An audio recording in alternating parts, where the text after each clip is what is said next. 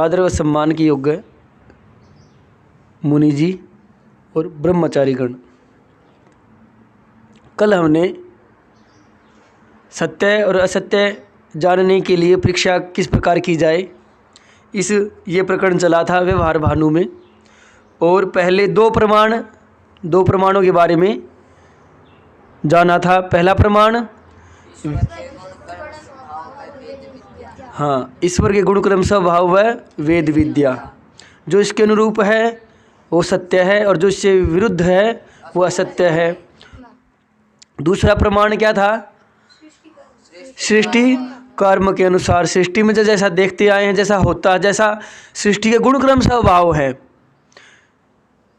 ऐसी कई बार सृष्टि के बारे में गलत कहानियाँ भी बनी हुई हैं, वो नहीं, उनको देख के आज किसी को सत्य कहने लग जाए, वो नहीं।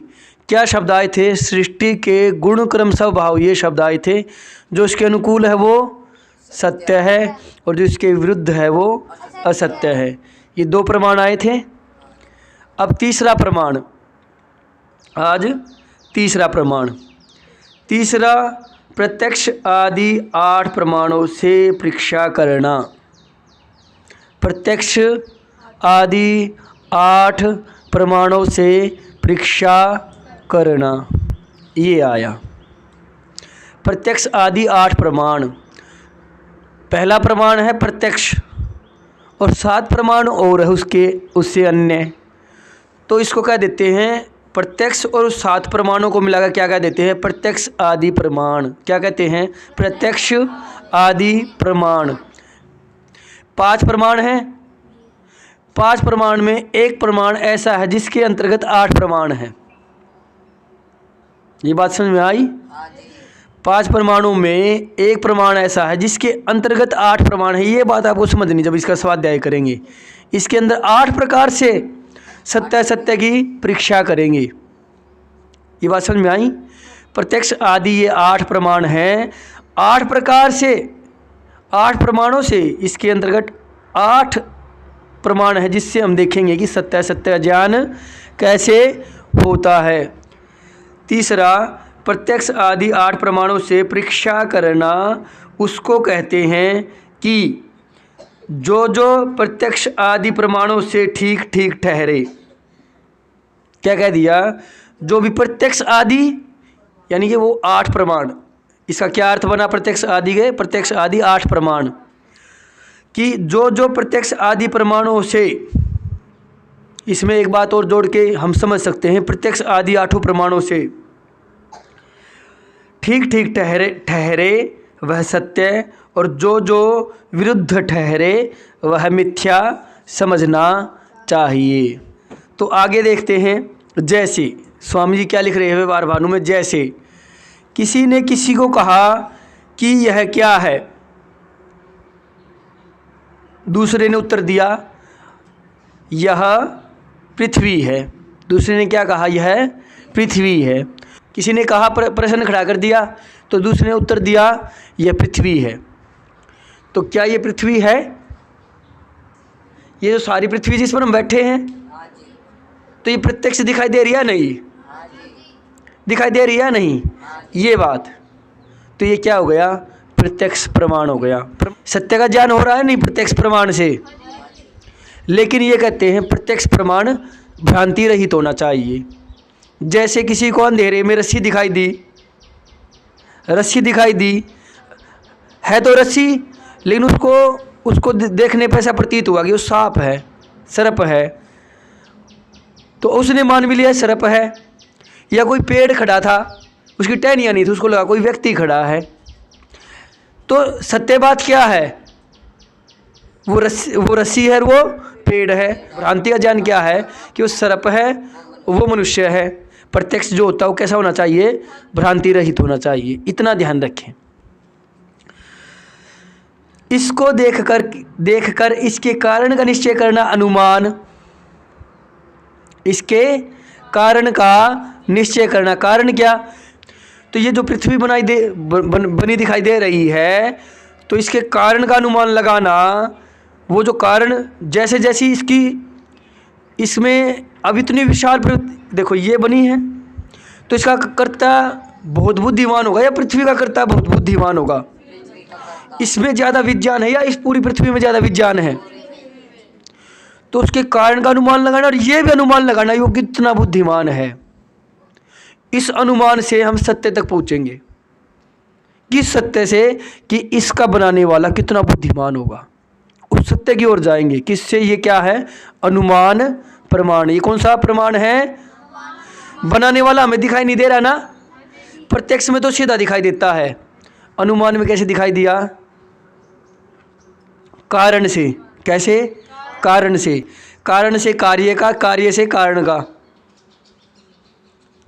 यहाँ जितना आया इतना ही समझ लो, कि इतना समझ लो जो पृथ्वी है ये दिखाई दे रही है, किसी ने कहा तो इसके कारण का अनुमान लगाना, कारण को जानना कि इसका कारण क्या बनने का। कोई कर्ता कारण भी है, निमित्त कारण भी है, उपादान कारण भी है, साधारण कारण भी है। तो उसका अनुमान लगाना क्या है? अनुमान प्रमाण है। इससे भी क्या पता चलता है? सत्य पता चलता है।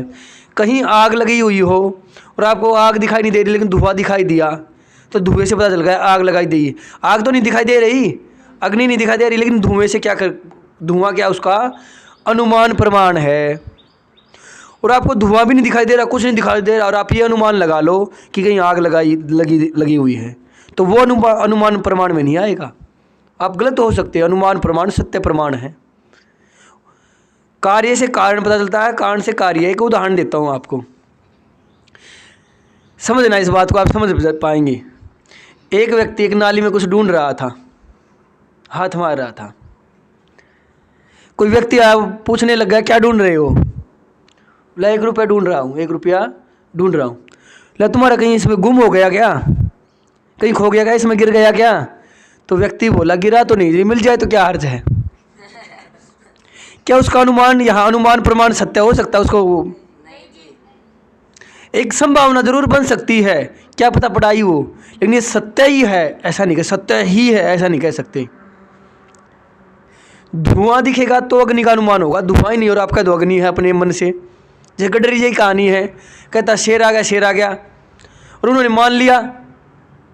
लोगों ने सुनी हो, ये कहानी बहुत बार कही जाती है, लेकिन शेर था नहीं।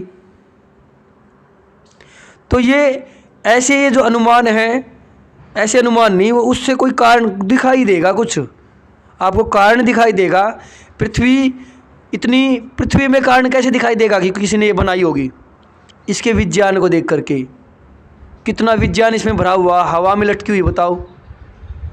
सूर्य चक्कर लगा रही है, एक ये किसने विज्ञान, इतनी बड़ी पृथ्वी को एक सूर्य के चारों तरफ चक्कर लगवा दिया बिना किसी, कोई रस्सी नहीं बंधी हुई सूर्य से इसकी, कि रस्सी से जुड़ी हुई है, और इस पे हम कैसे टिके हुए हैं। कितनी ये फल फूल रही, कितना विज्ञान भरा है। हमें यहाँ बैठे बैठे ऑक्सीजन मिल रही है। ऑक्सीजन ना होती, देखो सिलेंडर भरते हैं, जहाँ ऑक्सीजन नहीं होती दूसरे ग्रह पर जाते, देखो बैठे बैठे तो पेड़ उगा दिए। कितना विज्ञान भरा हुआ है। बर्फ़ पहाड़ पे चढ़ा दी इतने हिमालय पर, और फिर वो बहती रहती हैं, फिर पानी मिलता रहता हमें, फिर वो बादलों से फिर वहाँ चढ़ा दी। कितना विज्ञान इसमें भरा पड़ा, कहीं जाके वैज्ञानिक कितनी इस पर शोध करते, लेकिन फिर भी ठीक पृथ्वी के बारे में अब तक नहीं पूछ पाए, इतना कुछ शोध कर चुके हैं। तो क्या इसका बनाने वाला कर्ता कितना बुद्धिमान होगा, कितना विज्ञान का जानकार होगा, कितना ज्ञानवान होगा बनाने वाला। क्या इसका अनुमान लगाया जा सकता है? ये अनुमान लगाना कितना बड़ा ज्ञानवान होगा। तो ये क्या हो गया? अनुमान प्रमाण। जैसे बिना बनाने हारे के घर नहीं बन सकता, आगे इसी में लिख रहे हैं, जैसे बिना बनाने हारे के घर नहीं बन सकता। बनाने हारा मतलब बनाने वाला। कोई घर बनाने वाला ना हो तो घर अपने आप बन जाएगा, अपने आप ईंटें जोड़ने लग जाए, अपने आप छत आ जाए, अपने आप। तो जैसे बिना बनाने वाले के घर नहीं बन सकता, वैसे ही सृष्टि का बनाने हारा ईश्वर भी बड़ा कारीगर है। ईश्वर भी बड़ा कारीगर है। हमने ये कौन सा प्रमाण हो गया? उपमान। उपमा देखते ना, उपमा किसी को उपमा देते हैं कि उसको वो वैसा है, किसी को किसी के जैसा बताना क्या है? उपमा है। जैसे गाय है, गाय और गाय जैसा एक पशु दिखता है, गाय जैसा, बिल्कुल गाय तो नहीं, गाय जैसा, क्या उसको आप कहते हैं नील गाय। क्या कहते हैं? नील गाय। हाँ, रोंज भी कहते हैं, रोंज या रोज ऐसा कहते हैं, सुना है? तो उसको नील गाय कहते हैं। अब किसी ने गाय देख रखी है, नील गाय नहीं देखी, तो क्या सुना वैसे ही है, वैसी वो नहीं, वैसी ही है। तो उसने नील गाय देखी, वो गाय जैसी दिखाई दे, तो क्या कहेगा? ये हाँ, ये नील गाय है। उसको सत्य का पता चला, तो ऐसे पता चलेगा ये नील गाय, गाय नहीं लेकिन गाय जैसी है। तो उपमान प्रमाण, ये कौन सा प्रमाण था? उपमान प्रमाण। ऐसे ही जब घर बनाया, किसी ने घर बना, तो ये पता चला कि बिना बनाए किसी घर नहीं बन सकता, तो कोई बनाने वाला, ऐसे ही घर बना, तो सृष्टि को भी तो कोई बनाने वाला है। जैसे किसी ने घर बना दिया वैसा ही तो कोई सृष्टि को बनाने वाला है। तो सृष्टि बनाने वाले के बारे में जानना, ये क्या है? उपमान प्रमाण। कौन सा प्रमाण है? उपमान प्रमाण। जैसे किसी ने अच्छा घर बनाया तो उसको क्या कहेंगे? ये बड़ा अच्छा कारीगर है। तो जिसने इतनी अच्छी पृथ्वी बना दी, इतनी बड़ी सृष्टि बना दी, वो भी अच्छा कारीगर है। इसका भी हमने क्या कर लिया? उसकी उस कारीगर से उस कारीगर को उपमा दे दी, उपमान प्रमाण की। वो भी है, ये सत्यका में पता चला। यह दृष्टांत उपमान और सत्य उपदेष्टाओं का उपदेश, यह शब्द, सत्य उपदेष्टाओं का शब्द क्या होता है? उपदेश क्या होता है? शब्द होता है। ये फोन है, फोन, मेरी बात रिकॉर्ड कर रहा है, इसमें संचय हो रही मेरी बात। अब ये बताओ, ये फ़ोन कोई बाद में सुनेगा तो उसको ये बात वैसी ही सुनाई देगी या इसमें कुछ मिलावट मिलेगी? वैसी ही सुनाई देगी। चला के देखना, जो मैंने कह दिया वैसा ही सुनाई देगा। अब मैं ये बात आपको बताऊं और आप किसी को बताओ तो कोई मिलावट आ सकती है? आप वैसी वैसी रिकॉर्ड कर रहे हो? नहीं कर रही। लेकिन संसार में ऐसे भी विद्वान हैं, ऐसे भी विद्वान होते हैं, ऐसे भी सामर्थ्य होता है, ऋषि हैं, हुए हैं, जो बात जैसी उसको वैसा ही बता देते हैं। और ये भी बता देते हैं कि बताने वाले की मनसा क्या थी, सत्य उपदेश किया या उसमें कुछ मिलावट थी बताने वाले में। बिल्कुल सत्य को सत्य कह देते हैं, असत्य को असत्य कह देते हैं। उनके जो शब्द होते हैं, जैसे इससे हम सत्य जान लेते हैं, ऐसे ही जो मनुष्य जो होते हैं उनसे जो वैसा वैसा जो कहने वाले, उनको आप पुरुष कहते हैं, सत्य उपदेष्टा कहते हैं। उनके जो उपदेश होते हैं वो क्या है? शब्द प्रमाण। कौन सा प्रमाण है? शब्द प्रमाण। ये बात समझ में आई? शब्द प्रमाण समझ में आया? आपने मेरी बात सुनी और किसी को वैसी वैसी ठीक ठीक समझ, ठीक ठीक बता दी। वैसे आपका सामर्थ्य कम है, विद्वान का सामर्थ्य ज़्यादा होता है, बहुत ही अधिक होता है किसी बात को सत्य जानने का और सत्य बता देने का। तो वैसे कोई बताए तो वो क्या होगा? शब्द प्रमाण। वो भी प्रमाण है सत्य का, वो भी प्रमाण है। जैसे इस फ़ोन की, इनकी वीडियो की गवाही कोर्ट में दी जाती है, इनकी गवाही कोर्ट में दी जाती है। कोर्ट में इनकी गवाही क्यों दी जा रही है? वो क्यों पेश किया जा रहा है? सत्य तक पहुंचने के लिए। कहाँ पहुंचने के लिए? सत्य तक। और यहाँ हम क्या जान रहे हैं? सत्य कैसे जाने? ये प्रत्यक्ष प्रमाण में है। क्या प्रमाण है? ये सब प्रत्यक्ष आदि 8 प्रमाण है। तो ये कौन सा प्रमाण था? चौथा प्रमाण था। पहला प्रत्यक्ष समझ में आया, सीधा दिखाई देगा। दूसरा अनुमान, कारण तक पहुंचेंगे। तीसरा उपमान, वैसा ही वो। चौथा शब्द प्रमाण। शब्द प्रमाण समझ में आया? हाँ, किसी शब्द, सत्य उपदेष्टाओं के शब्द, इसमें एक शब्द आया, इसी को ध्यान रखो और कुछ नहीं। तो सत्य उपदेष्टाओं का उपदेश शब्द प्रमाण होता है। इस पे विचार करो, केवल बात समझ में आएगी। सत्य उपदेष्टाओं, जो सत्य ही उपदेश करते हैं वो सत्य उपदेष्टा। जो सत्य का ही उपदेश करते हैं, सत्य को परख सकते हैं, जान सकते हैं और फिर उसी का उपदेश करते हैं, वो क्या हो गया? सत्य उपदेष्टा। जो सत्य को सत्य कहते हैं, असत्य को असत्य कहते हैं। असत्य को असत्य कहना भी सत्य है और सत्य को सत्य कहना भी सत्य है। इस बात को समझना। तो जो सत्य उपदेष्टा हैं वो क्या होंगे? उनका उपदेश क्या होगा? शब्द प्रमाण। उनका उपदेश क्या होगा? किन का उपदेश शब्द प्रमाण होगा? सत्य उपदेष्टाओं का। इस पे विचार करो। यदि ये समझना है, ये चौथा प्रमाण समझना है तो इस पे विचार करो। जो स्वामी जी ने ये वाक्य लिख दिया इसी पे विचार कर लो, धीरे धीरे बात समझ में आएगी।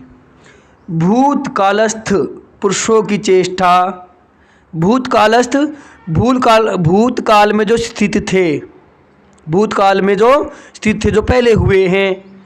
भूतकालस्थ पुरुषों की चेष्टा उनकी क्रियाएं, उन्होंने क्या क्या कार्य किए थे। सृष्टि आदि पदार्थों की कथा, आदि को एति है क्या कहते हैं, ऐतिह्य है। ऐतिह्य से ऐतिह्य है, ऐतिह्य है क्या हो गया, इतिहास कह सकते हो आप इसको। कौन सा इतिहास, सच्चा इतिहास ही ऐतिह्य है, प्रमाण है। कौन सा इतिहास, सच्चा प्रमाण।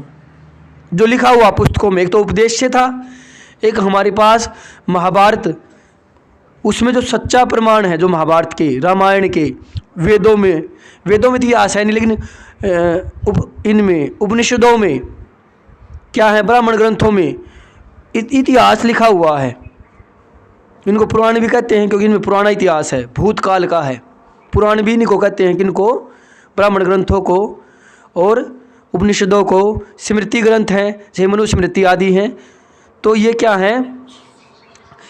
है, इतिहास, भूतकाल में जो क्रियाएं हुई, सृष्टि की रचना है, सृष्टि कैसे बनी, सारी मनुस्मृति में भी आता है इसका, कि आर्य पहले कहाँ आए। आज तो पुस्तकों में विदेशी को कुछ और पढ़ा रहे हैं, लेकिन वो जो प्रमाण है मनुस्मृति में, जो प्रमाण दिए हैं, स्मृति ग्रंथों में दिए हैं, उपनिषदों में दिए हैं, वो जो क्या है, ऐतिह्य है, प्रमाण है। उससे भी हमें सत्य का बोध होता है, उससे भी सत्य का बोध होता है। ये बात समझ में आई। कौन सा प्रमाण था ये, पांचवा प्रमाण था। कौन सा प्रमाण था, पांचवा प्रमाण था। एक बात को सुनकर बिना सुने कहे प्रसंग से दूसरी बात को जान लेना, ये अर्थापत्ति है। ये अर्थापत्ति है, अर्थ से जानना। जैसे एक बात आपने सुनी और दूसरी बात वैसी, लेकिन आपने सुनी नहीं, लेकिन उसके बारे में भी जान लेना, वो क्या है, अर्थापत्ति है। जैसे आपको ये बताया जाए कि पृथ्वी के बारे में सुना, सूर्य के बारे में सुना कि सूर्य ऐसे चमकता है, ये एक सौरमंडल है, ग्रह चक्कर लगाते हैं, तो इसके बारे में तो आपको पता है। अन्य सौरमंडल उसके बारे में तो नहीं पता, लेकिन उसके बारे में जैसे इसकी क्रियाएं हैं, तो वहाँ सौरमंडल, वहाँ भी सूर्य होगा, ग्रह चक्कर लगाते होंगे। ये जो ज्ञान आज वैज्ञानिक ऐसे तो ज्ञान कर रहे हैं, आज ऐसे तो सत्य तक पहुँच रहे हैं, उन्होंने थोड़ी उनको देखा है। लेकिन क्या कहते हैं तारे, क्या कहते हैं इनको, सारे सूर्य हैं, इनके अपने सौरमंडल हैं, इनके अपने ग्रह हैं, वो ऐसे ही चक्कर लगा रहे हैं। और ऐसे ही स्वामी दयानंद का भी मत है। तो ये उस सत्य तक पहुँचना, उन्होंने देखे हैं क्या उन ग्रहों पर जा करके, उन किसी ग्रह पे गए हैं वो, उन सौरमंडलों के कोई गया नहीं है। लेकिन इसको प्रमाण सत्य मानता, सारा संसार सत्य मानता, वो वैज्ञानिक उस सत्य तक कैसे पहुँचे, कैसे, अर्थापत्ति। शास्त्रों में क्या कहेंगे उसको, अर्थापत्ति। एक जान लिया वैसा ही दूसरा भी जान लिया, ये क्या हो गया, अर्थापत्ति। ये समझ में आया। ये कौन सा प्रमाण था, छठा प्रमाण था। कौन सा प्रमाण था, छठा प्रमाण था। सातवां, कारण से कार्य होना आदि को संभव, कारण से कार्य होना आदि ऐसा होना संभव। कौन सा प्रमाण, ये संभव प्रमाण है। लेकिन संभव प्रमाण में क्या कह रहे हैं, कारण से कार्य होना। मान लो सत्यार्थ प्रकाश में इस पर स्वामी जी ने चर्चा की है, थोड़ी और व्याख्या किया, तो एक वाक्य में लिख दिया, वहाँ क्या कहा है, पुत्र देखा, किसी का पुत्र, बच्चा देखा, तो उसका कोई पिता भी होगा, पिता के बिना पुत्र हो सकता है, कोई माता पिता ही नहीं हो, अपने आप ही पैदा हो गया हो, हवा में पैदा हो गया हो, ऐसा हो सकता है।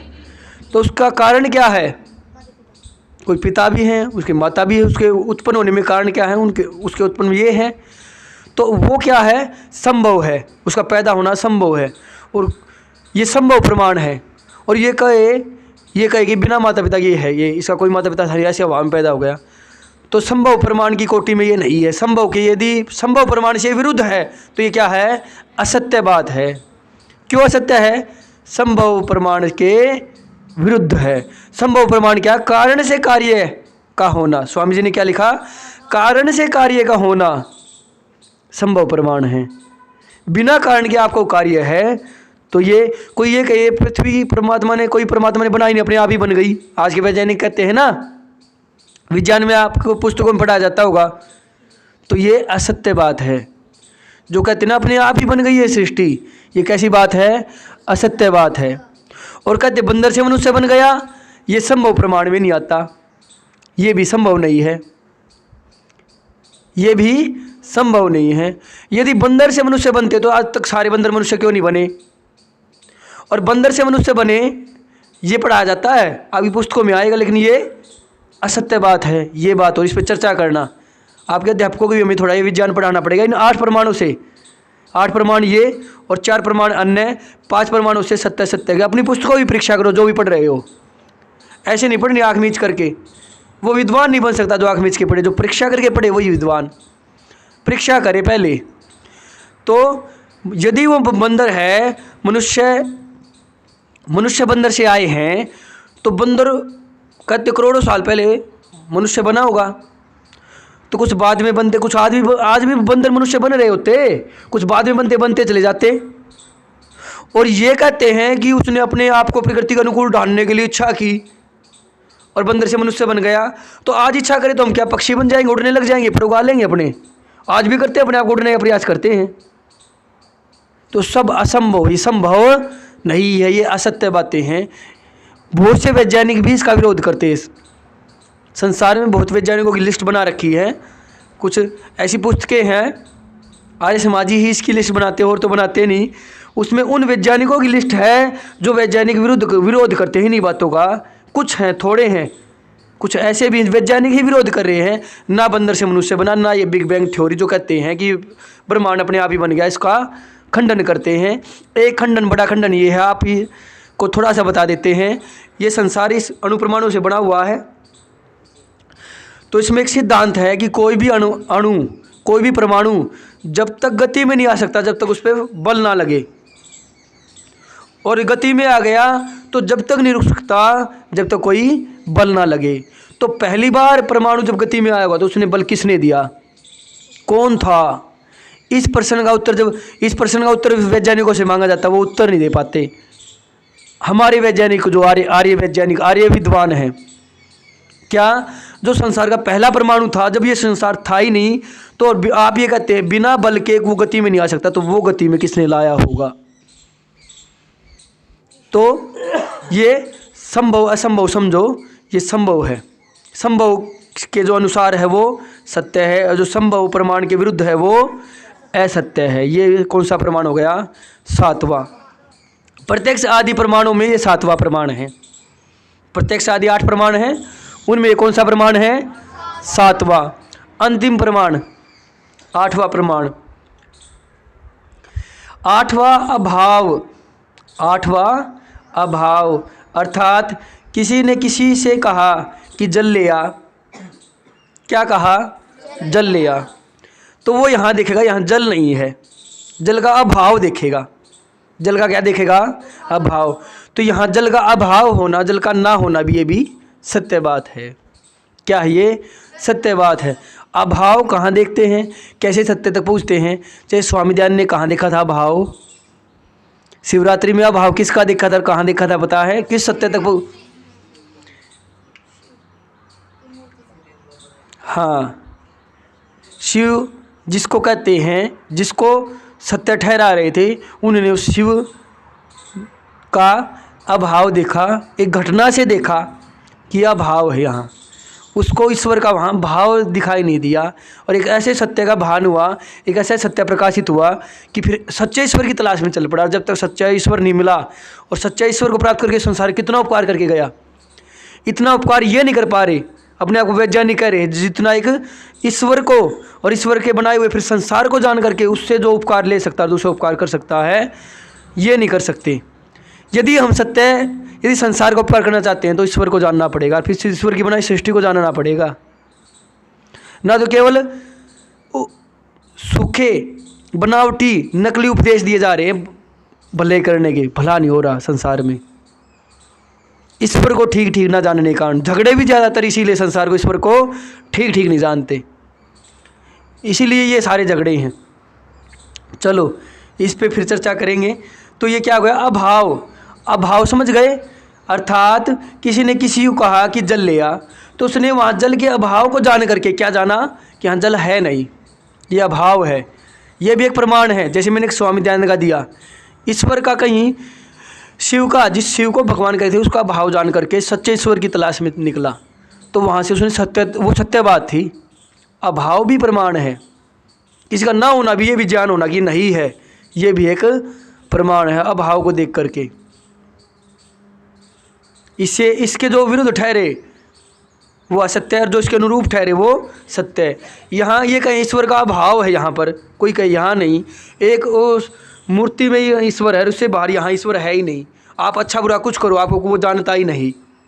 आप उसके आगे जाओगे तो ही आपकी प्रार्थना सुनेगा, उस मूर्ति के आगे यहाँ बैठ के प्रार्थना करो सुनेगा ही नहीं, क्योंकि वो है ही नहीं यहाँ। तो वो ये जो अभाव प्रमाण के विरुद्ध है सत्यवाद, तो यह सत्य बात है। यहाँ अभाव है ही नहीं, अभाव होना ये है ही नहीं। जो यहाँ ईश्वर का भाव दिखाई दे रहे हैं ये वो है ही नहीं, यानी ये भाव है यहाँ ईश्वर का। यहाँ ईश्वर का सर्वत्र भाव, भाव का अर्थ क्या होता है, होना। भाव का क्या अर्थ होता है, होना, और अभाव का न होना। किसी में करुणा के भाव है तो उसके अंदर करुणा है, किसी में दया के भाव तो उसके अंदर दया है, किसी में सत्य के भाव तो उसके अंदर सत्य है, और सत्य का भाव तो उसके अंदर सत्य नहीं है। तो ये कहना यहाँ ईश्वर का अभाव है तो ये ठीक नहीं है, ईश्वर का भाव है। 8वां अभाव, अर्थात किसी ने किसी को कहा कि जल ले आ, उसने वहाँ जल के अभाव को जानकर तर्क से जाना कि यहाँ कि जहाँ जल है वहाँ से जल ला कर देना चाहिए। तर्क से जाना, तर्क क्या किया, बुद्धि क्या लगाई कि यहाँ नहीं है, जहाँ होगा वहाँ से। यह अभाव प्रमाण कहता है। इन 8 प्रमाणों से जो विपरीत न हो, इन 8 प्रमाणों से जो विपरीत न हो वह सत्य है, और जो उल्टा हो वह मिथ्या है, असत्य है। एक बार आवर्तन कर ले। पहला प्रत्यक्ष प्रमाण, जो प्रत्यक्ष दिखाई देगा, प्रत्यक्ष इंद्रियों से, 5 इंद्रियों से जिसका प्रत्यक्ष ग्रहण होगा वो प्रत्यक्ष प्रमाण। ये चक्षु इंद्री से, श्रोत्र इंद्री से, रसना इंद्री से, नासिका और त्वक इंद्री से स्पर्श करेंगे, तो 5 इंद्रियों से सीधा सीधा संपर्क में आएगा वो प्रत्यक्ष प्रमाण। दूसरा क्या, अनुमान प्रमाण, जैसे धुएं को देख करके अग्नि का, ये क्या है, प्रत्यक्ष प्रमाण, अनुमान प्रमाण। इससे अनुमान लगा लेंगे। यहाँ स्वामी जी ने दिया पृथ्वी को देख करके उसके कारण का अनुमान प्रमाण। फिर क्या आया, तीसरा उपमान प्रमाण। उपमान प्रमाण क्या, जैसे घर को देख करके हमने कैसा कारीगर है, घर को बनाने वाला कोई कैसे कारीगर होगा, तो वैसे पृथ्वी को बनाने वाला कैसा कारीगर होगा, कितना बड़ा ये परमात्मा कारीगर होगा, उसके जैसा वो ऐसा ज्ञान करना, वो क्या हो गया, उपमान प्रमाण। फिर क्या गया, चौथा शब्द प्रमाण।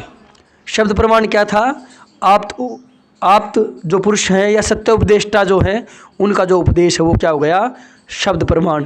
फिर क्या आया, ऐतिह्य है, इतिहास, जो सच्चा इतिहास है, जो हमारे ब्राह्मण ग्रंथ है, स्मृति ग्रंथ है, उपनिषद आदि है, जो वो है वो क्या है, उनमें जो बातें हैं वो सत्य है, तो वो क्या हो गया, ऐतिह्य है, वो 5वां प्रमाण। छठा अर्थापत्ति, एक का ज्ञान हो गया, वैसे ही दूसरा भी वैसा ही है, उसका ज्ञान कर लेना। जैसे इस सौरमंडल से अन्य सौरमंडल के बारे में ज्ञान कर लेना यहाँ बैठे बैठे, वो क्या हो गया, अर्थापत्ति, छठा प्रमाण। सातवां संभव, जैसे बंदर का उदाहरण दिया था, बंदर का, ये पृथ्वी किसी ने बनाई नहीं, अपने आप ही बन गई, या हम बंदर से आए हैं, बंदर से आए तो ये संभव नहीं, हम बंदर से नहीं आए हैं। यदि संभव होता तो आज भी दिखाई देता। कारण से कार्य का होना, से पिता से पुत्र का होना, बिना पिता के पुत्र का होना असंभव है। कारण से कार्य का होना, ये अनुमान प्रमाण में भी आता है। चलिए, और 8वां क्या था, अभाव। जैसे जल का उदाहरण आया कि जहाँ जल का, जो वस्तु जहाँ नहीं है तो उसका वहाँ अभाव है, उसका ना होना वो क्या है, सत्य बात है, उसका वहाँ पर ना होना सत्य। कोई कहीं यहाँ है थोपे उसमें, तो वो क्या है, असत्य बात है। तो ये प्रत्यक्ष आदि कितने हो गए, 8 परमाणु हो गए।